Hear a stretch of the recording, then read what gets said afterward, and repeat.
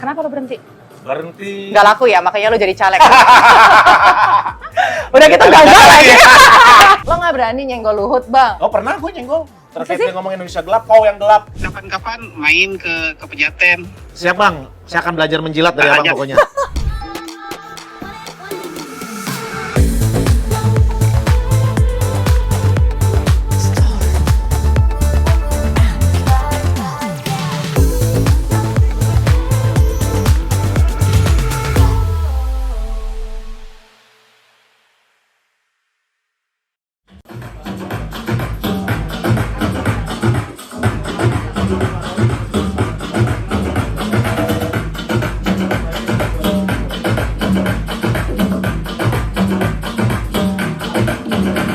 Terus gue mau kepo.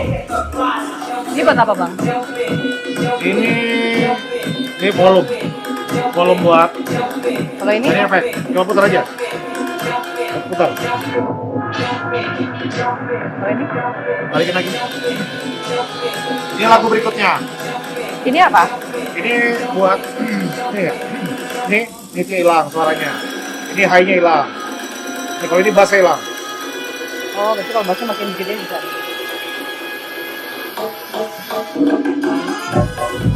Oh, terus ini biasa tuh kan kalau orang nge-DJ ya, gayanya gitu kan, syuk, syuk, Nggak syuk, ada. syuk. Terus pundaknya gitu. Itu gimmick doang kayak pemerintah. Oh gitu. Lu bisa nggak kira-kira lu sambil nge-DJ nih, terus sambil komentar?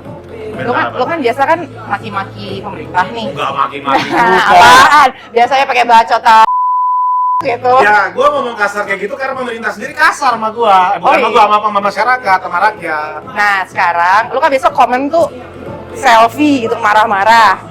Sekarang lu bisa nggak sambil lu begini terus tuh kayak komentar, tapi challenge-nya lu tetap pakai ada background musik yang jedak-jeduk. Bisa aja gue bahas apa nih? Lu komentarin MBG deh. Gimana ya? Atau lu komentarin ini. Jangan nih, ntar salah lagi. Komentarin ijazahnya Gibran deh, kan yang paling baru tuh. Ijazah Gibran ya? Ya gini, kalau terkait ijazah Gibran, ya gua mudah-mudahan ijazahnya asli. Tapi kalau ijazahnya asli, Gibran harus bertanggung jawab. Dan dia harus siap dimaksudkan. Iya dong. Pakai bernada dong, kan ini ada lagunya, tet gitu. Tet gitu. Ngerti nggak sih maksud gua? Tapi gua berharap ijazahnya asli gitu kan. Iya. Cuma kalau nggak asli, ya mau nggak mau Gibran harus dimaksudkan. Gue gue nggak benci sama Gibran, nggak ada, gue nggak masalah apa-apa. Tapi dengan jika terbukti ijazah palsu, berarti dia sudah membohongi rakyat banyak. Itu aja sih. Itu concern lo udah di situ ya? Nggak, gue nggak concern di situ sih. Karena dia apapun, misalnya Gibran ya, sebelum kasus ijazah itu kan ada isu dia mau dimasukkan lewat parlemen kan. Nah gue nggak setuju, jujur aja gue nggak setuju. Bagaimanapun Gibran ini dipilih oleh rakyat. Iya. Nah dia sepaket dengan Pak Prabowo. Gue setuju apa yang dikatakan oleh Pak Jokowi. Mereka sepaket.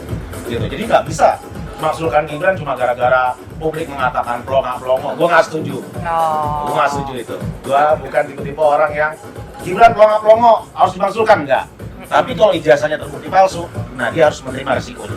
Lo terakhir kapan nge-DJ? Nge-DJ langsung di hadapan crowd banyak gitu. Di hadapan sejuta umat perempuan-perempuan 2014. cantik 2014. Kenapa lo berhenti? Berhenti. Nggak laku ya, makanya lo jadi caleg. Udah gitu gagal lagi. Ini bahasa yang gue tunggu-tunggu. Udah Pas dulu gagal dong, lagi. biar kita nggak selek. Nggak bakal slack gua. Emang faktanya begitu kok. Jadi kalau memang faktanya demikian, gua nggak tersinggung. Sama juga dengan pemerintah. Jangan tersinggung kalau gua mengatakan fakta gitu loh. Iya. Ya udah kalau gitu kenapa lo akhirnya berhenti jadi DJ? Lo udah nggak laku? Apa Gua udah udah? 10 tahun DJ dari 2004 sampai 2014. Dan gua merasa kayaknya sudah harus istirahat. Oh gitu. Terus sekarang lo sibuk apa? Gua sibuk Maki-maki sekarang. pemerintah. Enggak lah, nggak maki-maki pemerintah terus lah. Apaan? Orang gue barusan ngelihat IG lo kan, anjay, udah marah-marah lagi nih. Enggak, gua marah-marah. Gua tuh soft spoken loh yang di konten terakhir itu. Soft spoken namanya yuk. Iya dong. Ya kan? Enggak tuh, produser gue bilang enggak. Gua itu- Ngaku-ngaku. Di konten terakhir gua membahas seorang kepala sekolah yang Oh, lagi hangat nih di iya, publik iya, saat iya. ini nih, terkait kepala sekolah yang dinonaktifkan oleh Karena gubernur dan mendisiplin, ya. wakil gubernur Provinsi Banten, Iya. ya kan? Karena mendisiplinkan. mendisiplinkan siswa. anak siswanya yang ketahuan merokok. Nah, gua di zaman gua, ini pengalaman gua ya. Bisa mungkin ada orang tua yang mungkin beda mendidik anak ya. Zaman gua sekolah dulu tahun 2000-an, SMA gue tahun 2000-an, itu yang namanya ketahuan ngerokok di sekolah ya, itu digampar sama guru langsung dan kita tuh nggak bakal ngadu ke rumah. Karena kalau kita ngadu ke rumah, Lu digampar lagi gitu loh. Jadi Iya. kalau gue ngeliat kayak anak terus dia ngadu ke nyokapnya, terus nyokapnya ngedukung anaknya, saya nggak terima anak saya ditampar. Lah anak lu ngerokok gitu loh. Gua secara umum gue ngeliatnya kayak ya salahnya di mana, guru udah bener. Ini kan guru kan orang tua kita di sekolah gitu. Mungkin karena main fisik kali. Main fisik. Zaman gua dulu lebih dari itu, tau nggak? Pakai penggaris penggaris yang panjang. Yang buat papan tulis ya kan? Oh, dilempar pakai penghapus dari jauh. Itu biasa. Dan kita nggak pernah ngadu ke rumah. Nggak pernah ngadu ke orang tua. Dan itu biasa aja menurut gua gitu loh. Jadi siapa lagi yang harus kita dengar? Di rumah orang tua ya, di sekolah ya guru gitu. Jadi menurut lo sebenarnya sekarang pemerintah kita itu rezim yang takut viral? Iya kan? Habis komentarin dikit sama netizen langsung takut. Iya, sepertinya demikian.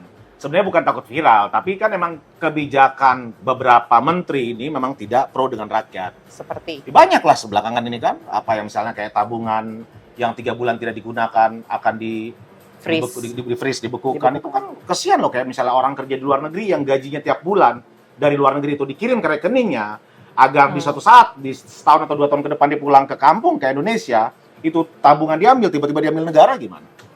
Itu kan nggak berpihak kepada rakyat. Tapi kan pada akhirnya kan kebijakan tersebut dibatalkan oleh pemerintah karena viral.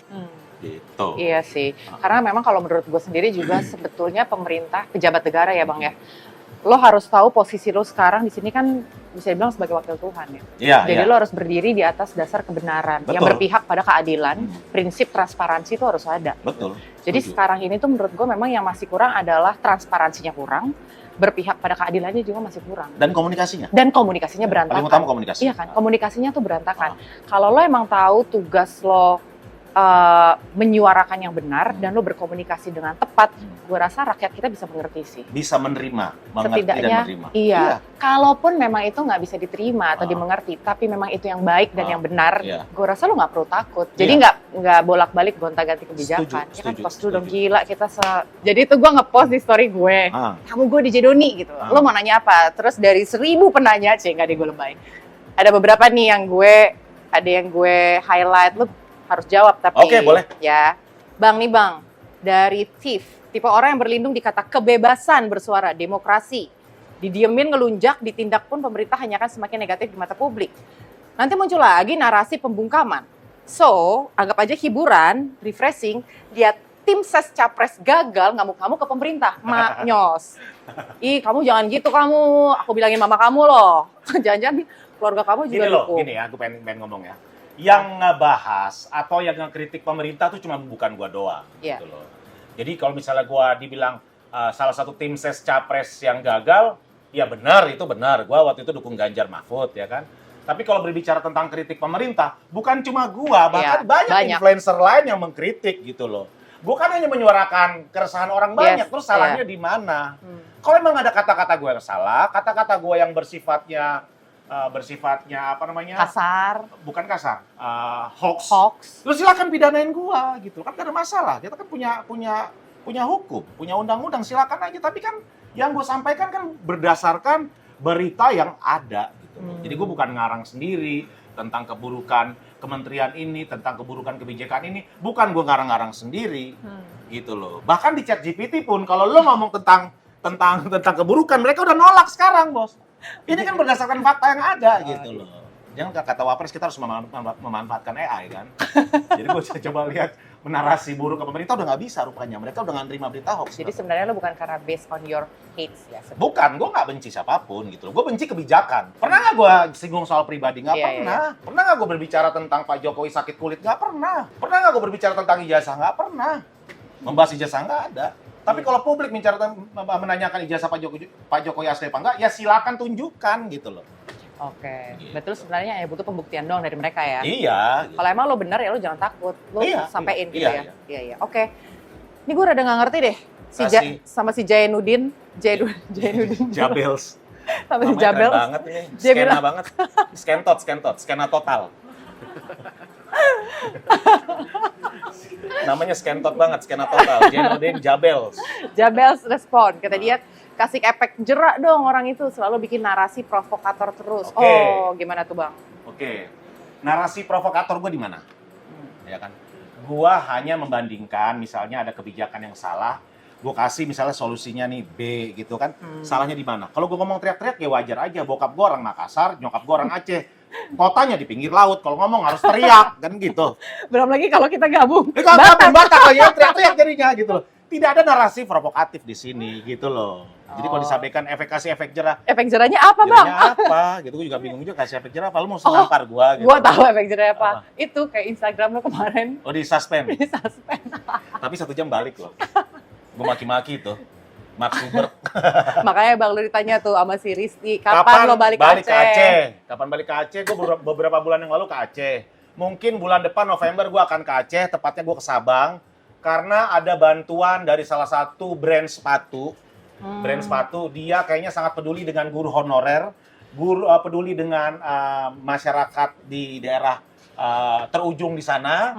Ya kan, dia pengennya di Papua sama di Aceh. Tapi berangkatnya dimulai dari Aceh dulu, dari Sabang. Gitu. Okay. Jadi udah menyiapkan beberapa produk gitu, produk sepatu dan tas gitu dia pengen ngasih buat guru-guru honorer yang ada di daerah ujung sana, terluar sana. Nah, berikutnya dari Andriawan_Z78.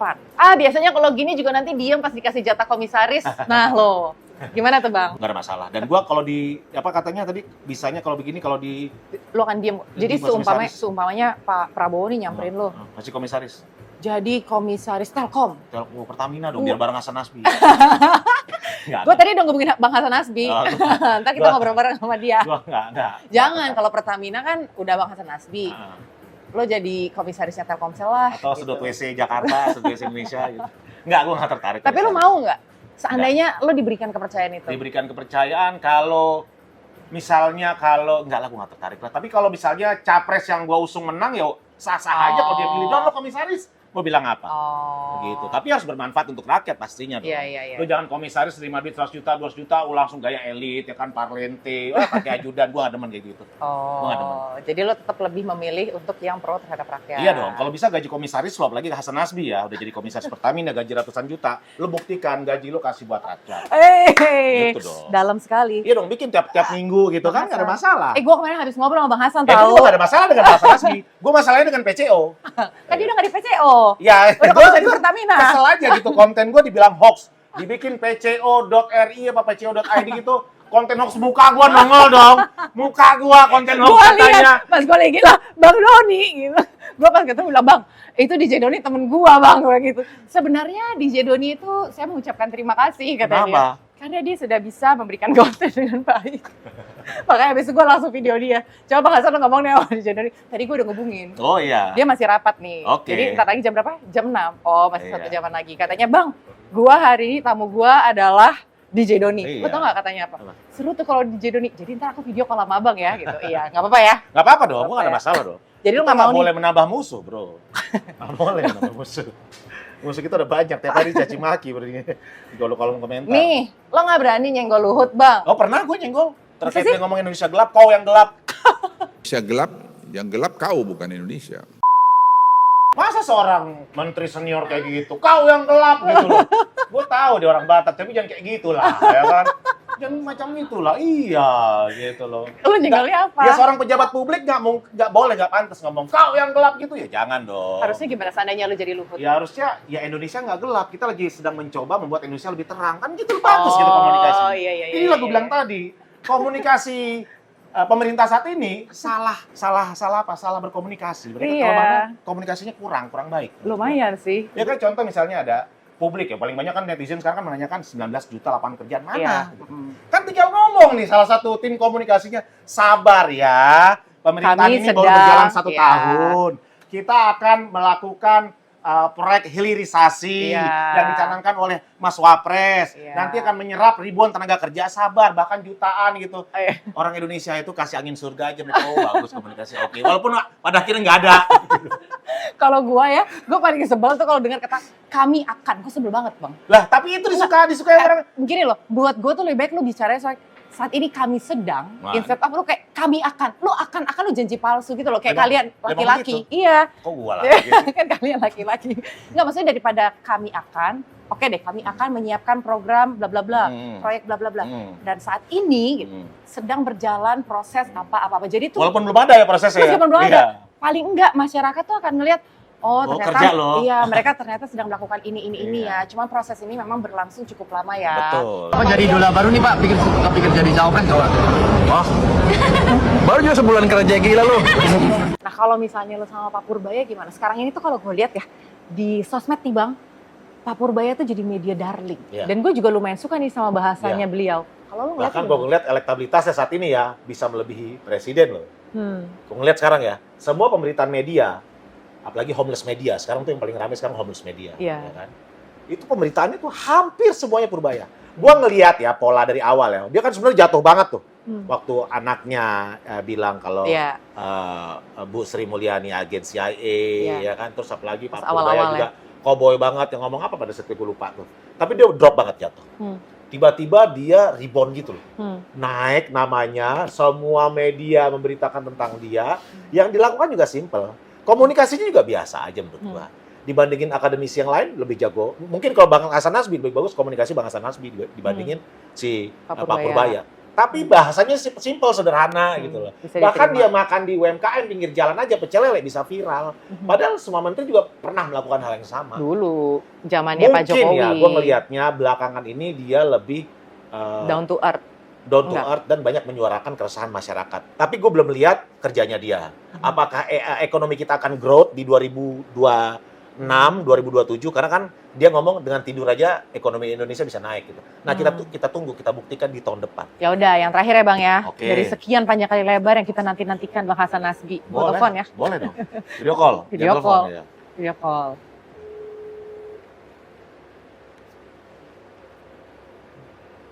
Ih, kok gelap kali.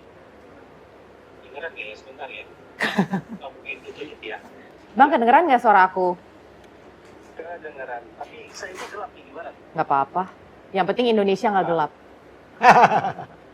Cerah insya Allah. Ih, abang kayaknya makin bahagia mukanya aku lihat semenjak udah nggak di PCO. Memang nggak boleh bahagia. Bang, by the way, Kalian kenapa ngiri? ih nggak ngiri loh, justru tuh happy gue ngeliat lo happy bersahaja gitu. Iya, muka-muka pejabat Pertamina. Jangan ngiri sama orang bahagia ya. Tuh, lo jangan ngiri sama orang Nggak pernah bahagia. ngiri gue Bang Hasan Nasbi. Bang, kemarin kan rame tuh yang apa namanya Instagram sama tweetnya abang sama DJ Doni. Udah ada sekarang orangnya, berani nggak tuh dia sekarang komentar sama lo? Assalamualaikum udah gue. Masya Allah, udah gue ganteng banget jadi komisaris sekarang. Kayaknya lebih keren jadi komisaris Bang daripada PCO Bang. Kayaknya begitu sih. Jadi lo setuju Bang? Gue sih setuju beliau jadi Kayak- komisaris lah. Kayaknya begitu. Iya. Siap Bang. Mana katanya lo pengen komentar, lo kemarin cuma berani komentar doang sih di Komentar medsos. Sekarang ada orangnya berani nggak komentarin langsung? Enggak, gue yakin Bang Hasan Nasbi ketika jadi komisaris Pertamina lebih bermanfaat untuk rakyat daripada jadi PCO.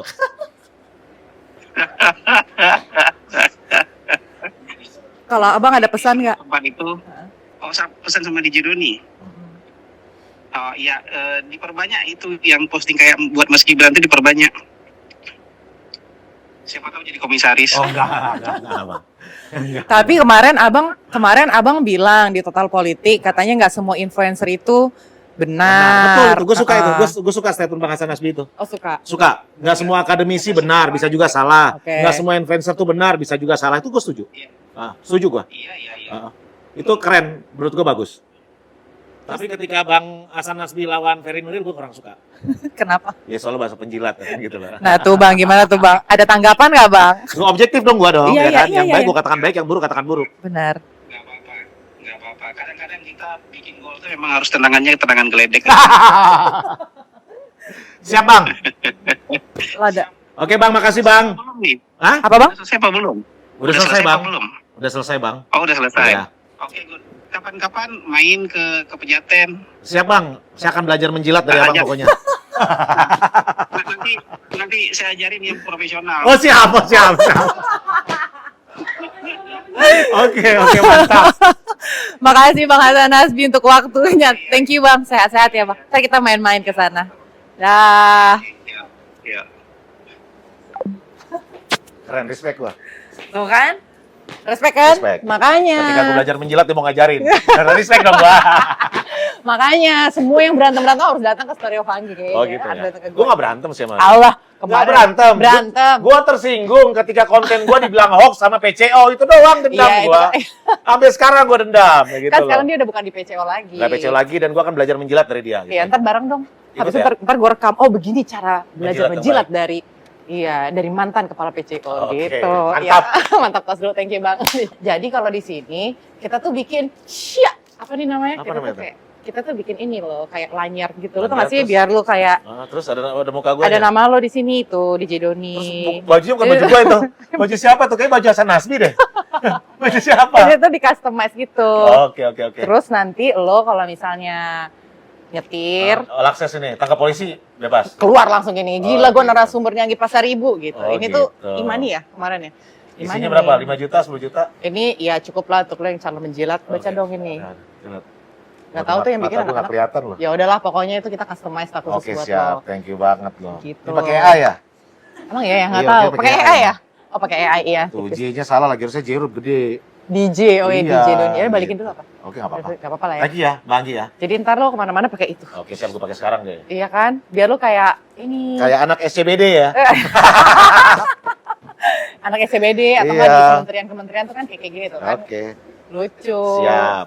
Yeay. Oke, thank you, Terima kasih, Bang DJ Gi. Doni. Thank you DJ Doni. Dah. Bye.